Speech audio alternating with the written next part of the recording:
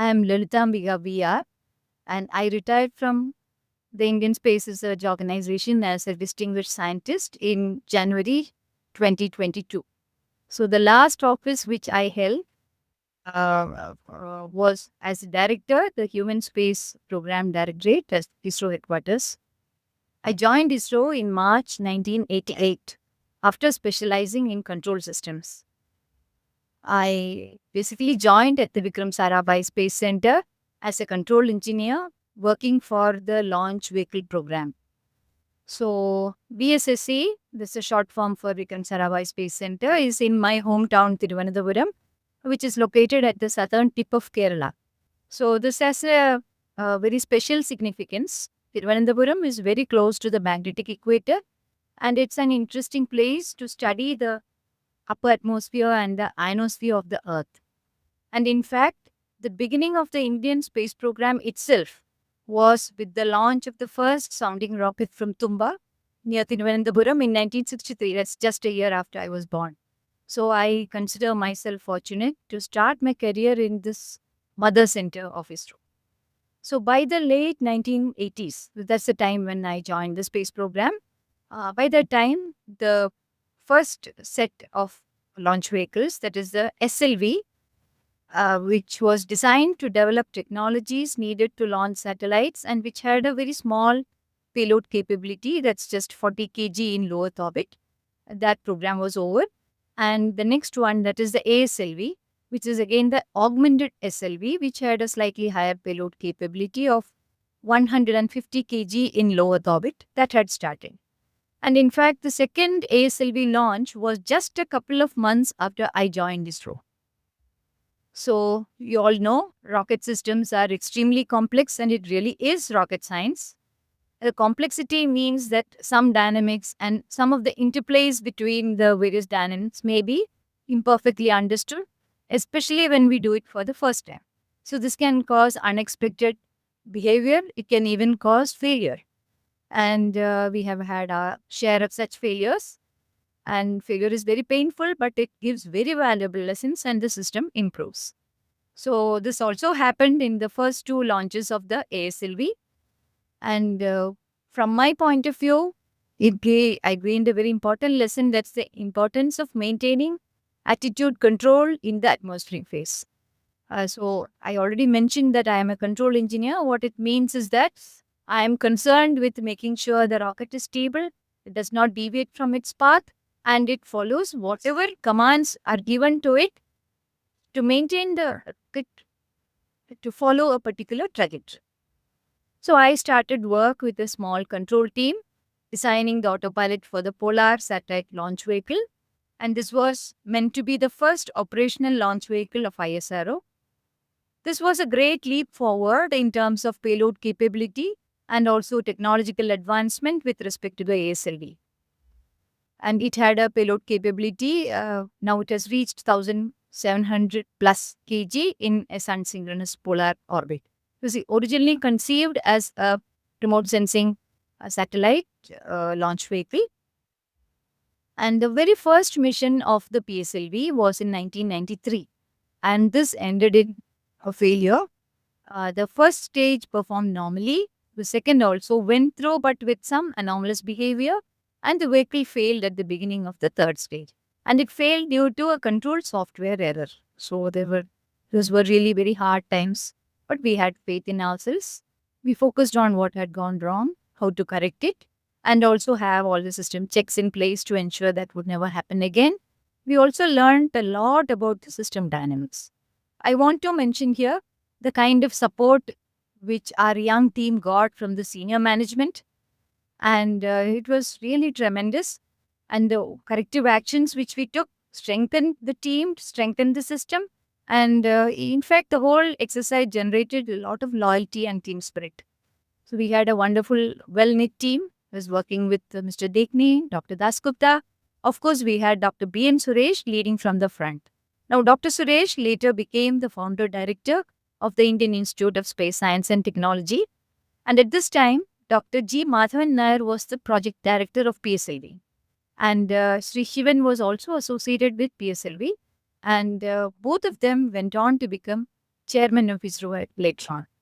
So I must also recollect with gratitude, the interactions with Dr. S.C. Gupta, who was the then director of the Vikram Sarabhai Space Center, who was himself a systems and controls expert who took keen interest in the program.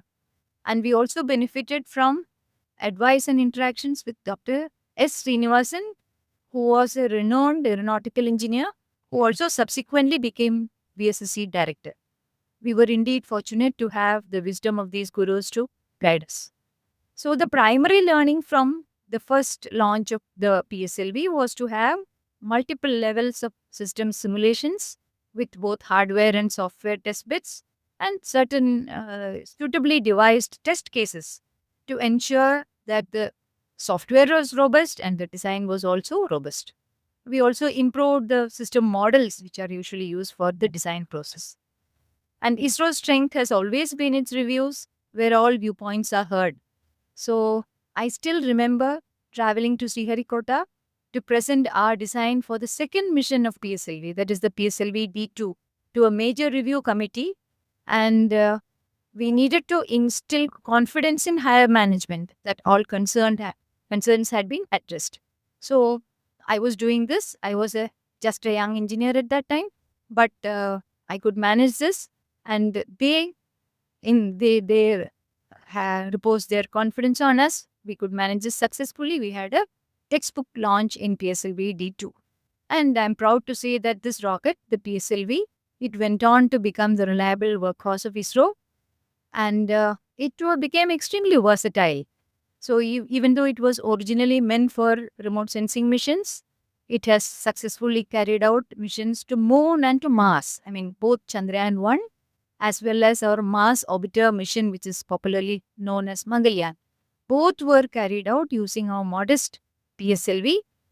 And the interplanetary missions could be achieved only by some very innovative methods of mission planning and also optimized design. And in this context, I must mention Dr. Adimurthy, who is an authority on mission design and optimization, who played a very major role in enabling these missions.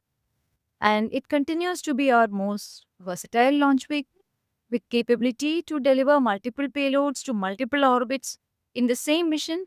And also the uppermost stage has now been reconfigured to act as a microgravity platform for experiments. It's a huge demand for such microgravity platforms. So after PSLV was developed, then the emphasis has been on launch vehicles with increased payload capability because we needed to undertake several different types of missions. So the GSLV was the next in line. Its payload capability was of Purton class to geotransfer orbit. And that became the vehicle of choice for launching communication satellites from Indian soil. So there's a progression in technology as well. The SLV and the ASLV were all solid. PSLV had both solids and liquid engines, and the engines were gimballable, which means they could be swiveled.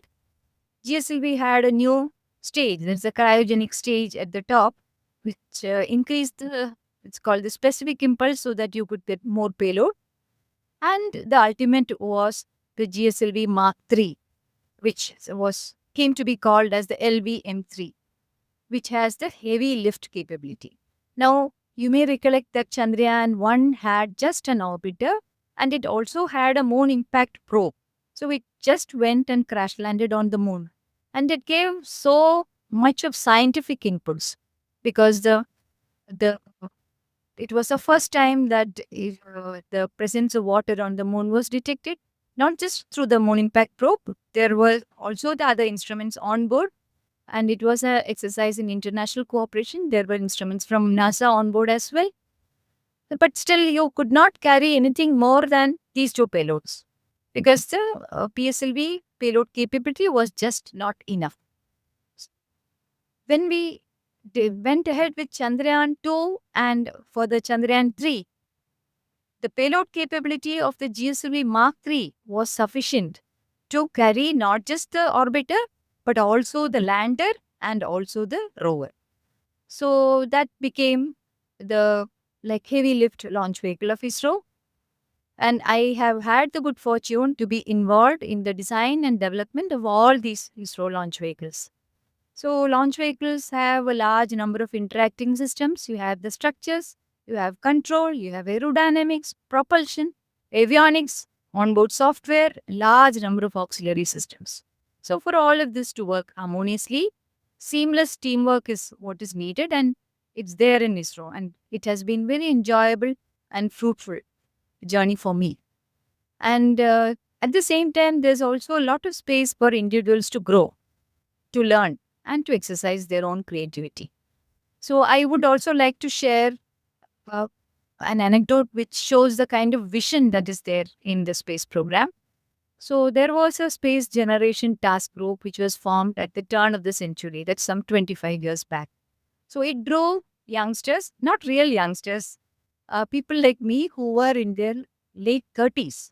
So, not really top management, not really juniors. So, we were all brought together from the various centers and units of ISRO. Purpose was to have a long-term planning of the ISRO space program. So, we sat together. We were exposed to the developments in the defense sector, in the atomic energy sector, and in various other aspects in the country, and also the developments in the international context. Uh, it was like an exposure to us which made us see the big picture, where what we were doing is in the national context and also in the international context. So almost all the people who were there, I mean, we were around 50 of us, we were all potential leaders. I think almost without exception, we all rose to leadership positions. And there's also an additional benefit because we spent so much time together. There was a wonderful networking among us. So as we grew, we could contribute much more efficiently to the growth of the organization and also the space domain in the country because we knew each other, because it was very important. So, so on the functional side, from being a core designer, I switched roles to head the mission simulation analysis teams, where the very designs and software which my earlier team was developing, those designs would be tested threadbare, both as software and also with the onboard processor and all other hardware. So while here, so I had the a unique opportunity that there was at that time there was a dependency on the weather. So if we needed to launch, we would be looking at the weather and what kind of winds were there and then decide whether to launch or not. But then there was a unique day of launch wind biasing scheme. This was conceptualized by Dr. Shivan, and it was my good fortune to work with him to design and implement it. So what we evolved was we would be measuring the wind on the day of the launch, and then we'll doing the trajectory design also for that wind, and then that would be tested thoroughly to see it would be working under all different conditions. That would be implemented in the onboard computer, and that would be flying. So basically, this enables all-weather launch for ISRO missions, and it is still used. And you would probably have noticed, or if not, you can notice now, that very, very rarely are ISRO launches called off because of a change in the weather, unless it's a cyclone season. But that would be predicted in advance, and then we would probably avoid those periods of launch. So it's something really very good. As a system improvement, we could do that.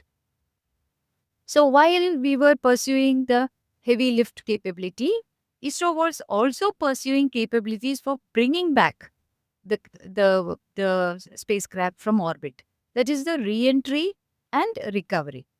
So towards this, the very first experiment was the space capsule recovery experiment, which was in 2007, where an orbiting capsule, which was initially taken up, it was brought down to a precise point on the sea, and from where it was recovered by the Indian Coast Guard with the help of the Navy, and in fact that is there in the museum. If anybody is interested, they can visit the Space Museum and see.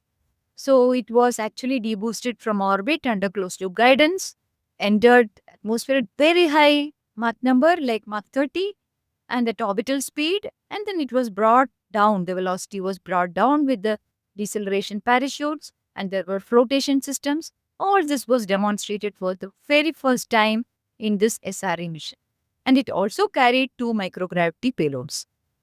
So during this period, my sphere of activities and responsibilities was continuously expanding.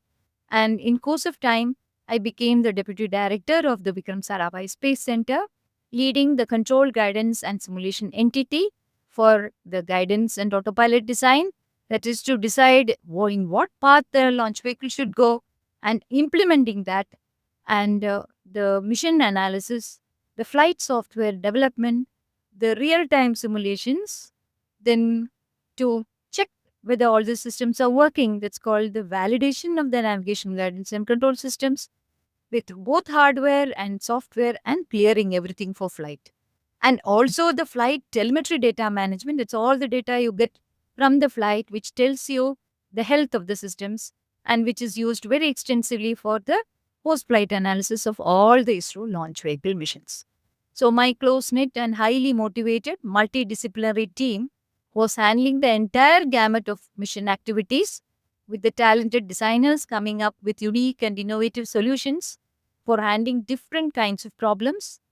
And I would also like to mention the integrated navigation guidance and control simulation facility at VSSC.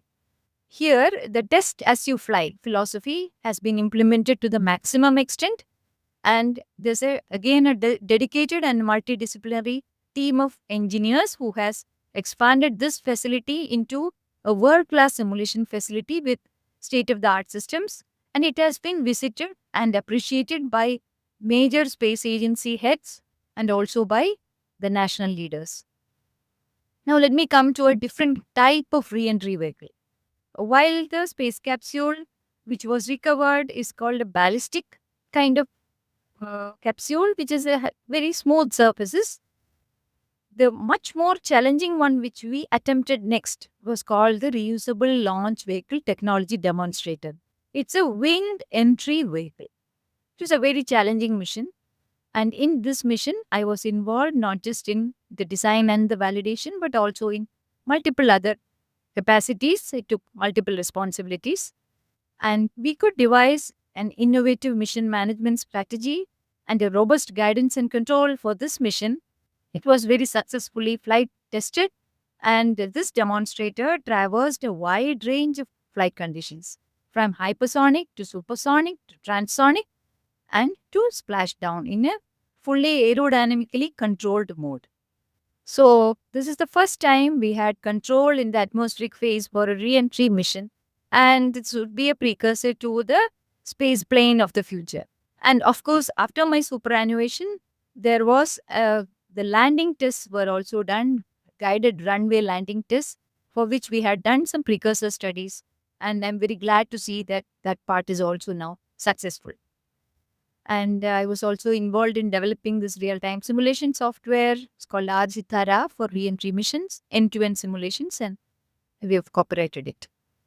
So now at this time, I was mentioning that the heavy lift launch vehicle of GSLV Mark III, which was under development. So the uppermost stage is a cryogenic stage. So it's a fully indigenous cryogenic stage, which took some time to develop.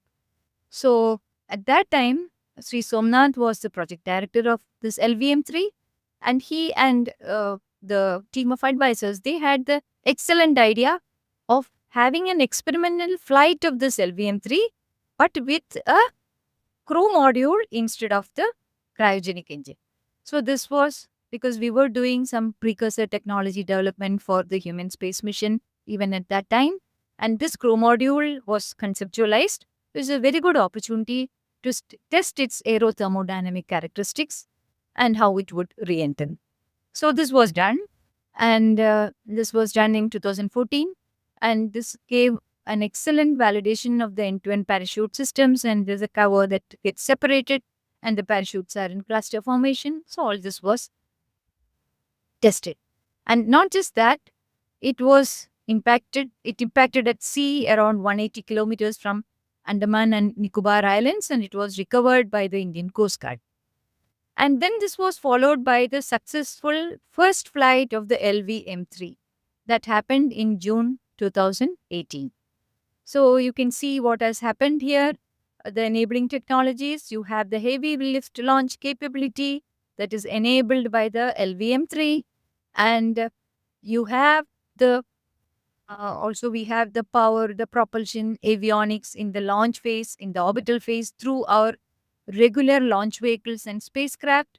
So we had experience in orbital re-entry under closed loop guidance and control, and space qualified parachute systems, splashdown, flotation systems, locating aids, thermal protection systems, recovery with the help of national agencies, all demonstrated through this SRA mission, the CARE mission, and the RID mission.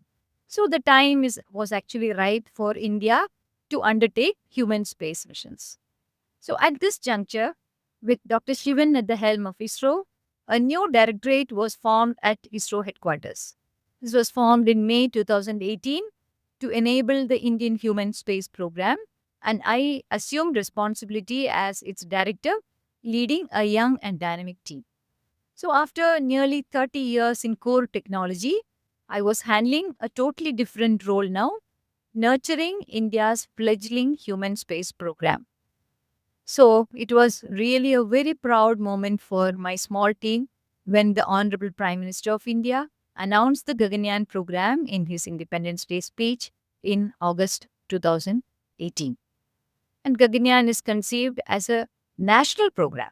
It's a unique in that feature, in that respect, and a wide participation of the Indian industries, academia, and the research institutions along with ISRO. So it's owned by the nation. So as we all know, only a handful of nations have the capability for crewed flight, CREWED. So I was mentioning rocket science earlier, and the complexity is many times more for crewed missions because the human is inside. Human needs to be taken up to orbit. He or she needs to be taken care of and brought back safely. So the emphasis on safety starts from the mission design. And we also needed to provide the ability to safely abort from any point on the ascent path if a need arose.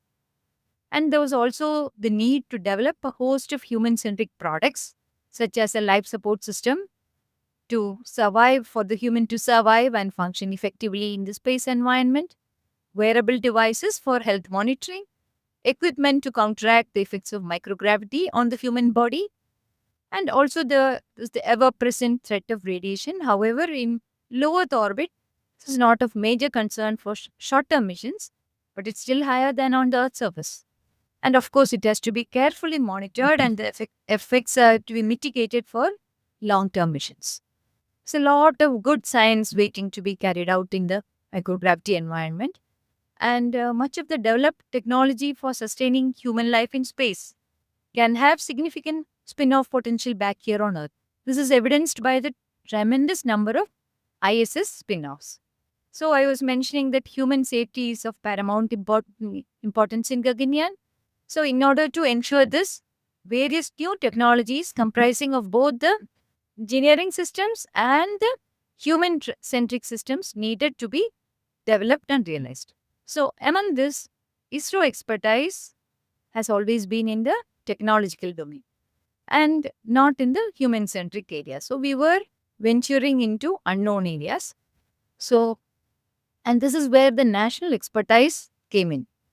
So my team drew up the blueprint for the Indian Human Space Program, and we could enable the establishment of a new Human Space Flight Center and an associated new vertical in ISRO to take care of the human-centric activities. And in shaping the program, we were benefited by sound advice from many, many veterans and gurus. We were fortunate to be guided by Dr. Kasturi Rangan. Professor Narsimha offered his valuable and unique perspective, and Dr. Radhakrishnan, Dr. Kivin Kumar, Dr. Goel, and of course, Dr. B.N. Suresh taking keen interest in all aspects of the program. And there were also many other seniors who gave us the benefit of their experience. So we could identify and interface with the national stakeholders from the government departments, and we brought in many national institutions and industry for this unique activity. And I was also fortunate in the sense that I could also interface with major international space agencies because we had joined committees for human space program and could identify areas of mutual interest for long-term collaboration. And one major responsibility was to enable the crew selection and training. So it's a totally new domain for the country. So I would like to gratefully acknowledge the many useful discussions we had with Wing Commander Rakesh Sharma, the first Indian in space, as well as with many others. And there's also a necessity to facilitate the crew-centric activities and the development of human-centric products. And you know that you cannot take a human up without first making sure everything is working fine. So the program has two uncrewed missions. And the intro ISRO philosophy, we don't let any mission go without extracting the maximum we can out of it. So what can we do with these two uncrewed missions? We can definitely take up microgravity payloads. So we identified microgravity payloads from academia for the uncrewed mission, and we enabled them to collaborate. We made them into consortia who will collaborate, and this will be happening very shortly. We can see the various microgravity payloads going up and giving useful science. And I was also fortunate to make technical contributions to Gaganyaan design reviews, identifying the gap areas and the criticalities and the possible solutions. So I would also like to mention some of the areas where the national institutions have joined hands with ISRO to take this program forward. The crew selection, the aeromedical training, where the Institute of Aerospace Medicine played a crucial role. And the astronaut candidates themselves, they are basically test pilots. And for Gaganyaan, they have come from the Indian Air Force. And of course, we needed to train them in sea survival. We needed to get crew recovery in place and the associated logistics support. We need to predict the sea state for recovery. We need to have, again, parachutes. We need to carry out the drop tests. We need to train the crew, where academia is also participating along with ISRO. And so just to give you a flavor of the kind of various kinds of activities which are involved when we talk of a human space mission. And there are also several human-centric products which would include portable fire extinguisher, emergency survival kit, medical kit, radiation dosimeter, bio-waste, and of course base food and other paraphernalia to make them comfortable. So this human space program generates tremendous enthusiasm and excitement among the youth. And in fact, my experience was very unique in 2018 when the program was announced. So many young girls and boys too from all over the country, including the remotest parts of the country, they have stepped forward saying that they want to be a part of this program. And I really hope that this will be possible in the future. And of course, another proud moment was when one of our 4 chosen astronauts could travel to the ISS and carry out experiments for India. So I look forward eagerly to Gaganyaan and to the next phase, that is the sustained Indian human space mission. Jai Hind.